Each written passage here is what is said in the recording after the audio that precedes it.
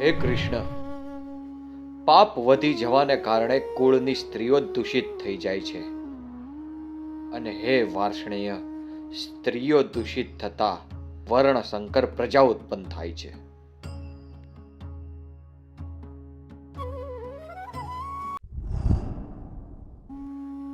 વર્ણશંકર સંતાનો કુળ ઘાતકોને અને કુળને નરકમાં લઈ જવા વાળા બને છે.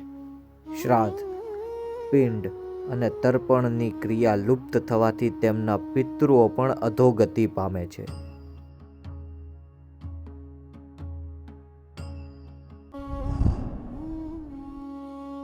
વર્ણશંકર પેદા કરનારા આ દોષોને કારણે કુળ ઘાતકોના સનાતન કુળ ધર્મો અને જાતિ ધર્મો નાશ પામે છે.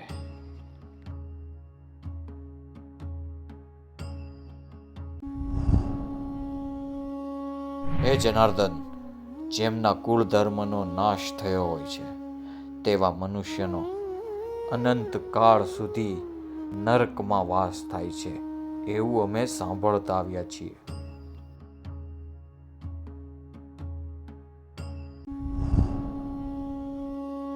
હે જનાર્દન, જેમના કુળ ધર્મનો નાશ થયો હોય છે તેવા મનુષ્યનો અનંત કાળ સુધી નરકમાં વાસ થાય છે, એવું અમે સાંભળતા આવ્યા છીએ.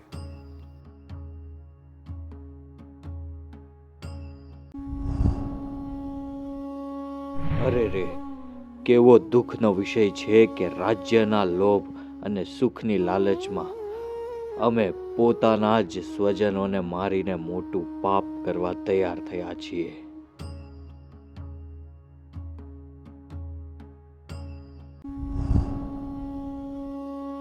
જો પ્રતિકાર ન કરનાર અને શસ્ત્ર વગરના મને હાથમાં શસ્ત્ર ધારણ કરેલા ધૃતરાષ્ટ્રના પુત્રો રણમાં મારી નાખે તો તે પણ મારા માટે વધારે કલ્યાણકારી ગણાશે.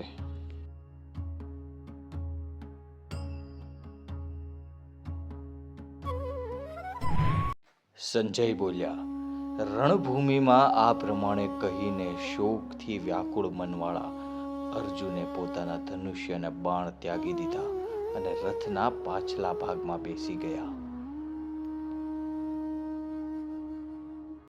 આમ ઉપનિષદ, બ્રહ્મ વિદ્યા અને યોગશાસ્ત્ર રૂપ શ્રીમદ ભગવદ્ ગીતાના શ્રી કૃષ્ણ અર્જુન સંવાદમાં અર્જુન વિષાદ યોગ નામનો પહેલો અધ્યાય સંપૂર્ણ થયો.